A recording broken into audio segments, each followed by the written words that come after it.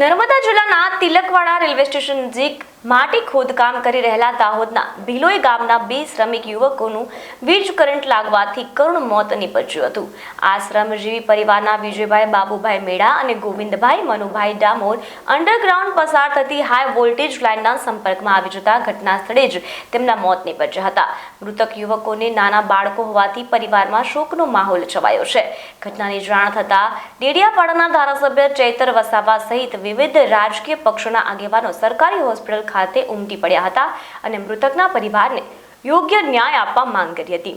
રાજકીય આગેવાનોએ સમગ્ર દિવસ દરમિયાન એજન્સી અને રેલવેના અધિકારીઓ સાથે લાંબી ચર્ચા વિચારણા કર્યા બાદ મોડી સાંજે મૃતક યુવકોના પરિવારને ₹50-50 લાખનું વળતર અને બંને પરિવારમાંથી એક વ્યક્તિને નોકરી આપવાની જોગવાઈ જાહેર કરી હતી। વળતરની જાહેરાત બાદ મોડી સાંજે બંને યુવકોના મૃતદેહને પોસ્ટમોર્ટમ કરીને સબવાહિની દ્વારા ગરબાડાના ભિલોઈ ગામે મોકલી દેવામાં આવ્યા હતા।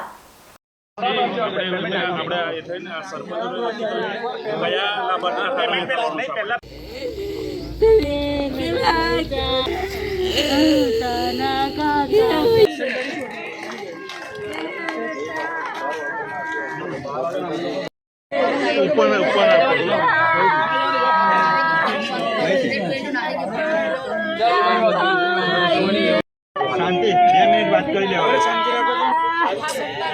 માટે આપણે આગલી પ્રોસેસ પીએમ માટે પછી આગલી પ્રોસેસ કરાવી બસ એની માટે જ બધા 24 કલાક થઈ ગયા છે રેડી। ગતરોજ તિલકવાડા ખાતે ગરબાડા તાલુકાના શ્રમિકો જ્યારે રેલવેની કામગીરી કરી રહ્યા હતા એ ખોદકામ દરમિયાન અંડરગ્રાઉન્ડ જે હાઈ વોલ્ટેજની લાઇન પસાર થઈ રહી હતી ત્યારે એ લાઇન અડી જતાં એમનું ઘટના સ્થળે બંને શ્રમિકોનું મૃત્યુ થયું છે। બંને 22 થી 25 વર્ષના ઉંમરના છે। એમના નાના નાના બાળકો છે ત્યારે એ બાળકો એમના પરિવાર નિરાધાર બની ગયો છે। પરિવારમાં જે કમાનાર વ્યક્તિ હતા એમનું જ મરણ થતાં એમના પર આફતનો આપ તૂટી પડ્યો છે। આ દુઃખની ઘટનામાં પરિવારને સાંત્વના પાઠવા માટે એમના પર આવી પડેલી આ દુઃખદ ઘટના છે એમાં પ્રકૃતિ એમને શક્તિ આપે એના ભાવરૂપે આજે અમે મળવા માટે અહીંયા આવ્યા છે। સાથે સાથે અમારી બધાની સંવેદના એમની સાથે છે।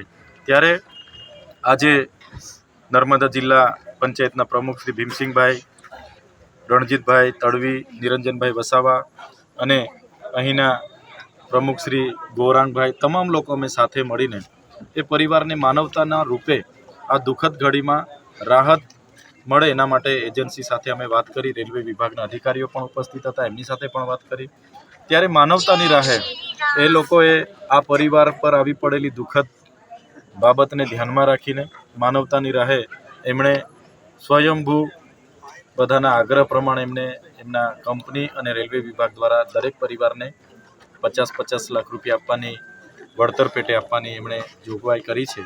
ત્યારે આજનો જે મૃત્યુ પામ્યા છે એમના પરિવાર સાથે અમારી સંવેદના છે ને એમની ડેડ બોડીને હવે અહીંથી પીએમ કરીને ગરબાડા ખાતે મોકલવા માટે જિલ્લા પંચાયત નર્મદા સબવાહિની પણ મોકલી છે। ત્યારે એમને આજે ત્યાં અંતિમ ક્રિયા માટે અહીંથી હવે રવાના થશે। ખૂબ જ દુઃખદ ઘટના બની। હાલ દાહોદ જિલ્લાના ગરબાડા તાલુકાના ગોવિંદભાઈ ડામોર અને વિજયભાઈ મેડા જેઓ તિલકવાડા રેલવે સ્ટેશન ખાતે રેલવે લાઇનની અંદર અંડરગ્રાઉન્ડ જે વાયર હતો ને કામ કરતા હતા એ દરમિયાન કરંટ લાગવાથી એમનું દુઃખદ અવસાન થયેલ હતું।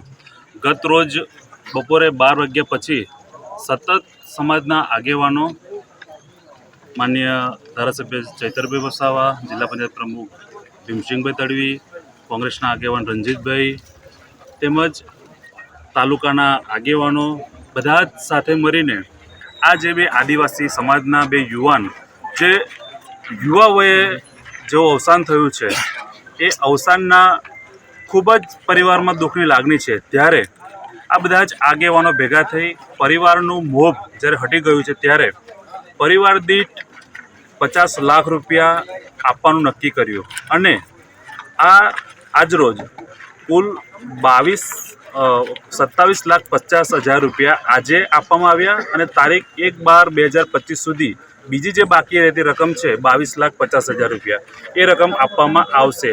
એમ કરીને કુલ એક વ્યક્તિને 50 લાખ રૂપિયાની રકમ એનાયત કરવામાં આવશે. આ તબક્કે પરિવારજનો અને એમની પર જે આવેલા વિટંબણા છે, જે દુઃખદ ઘટના છે, એ એમને સહન કરવાની ભગવાન તાકાત આપે, એ જ પ્રાર્થના. અસ્તુ. ભારત માતા કી જય.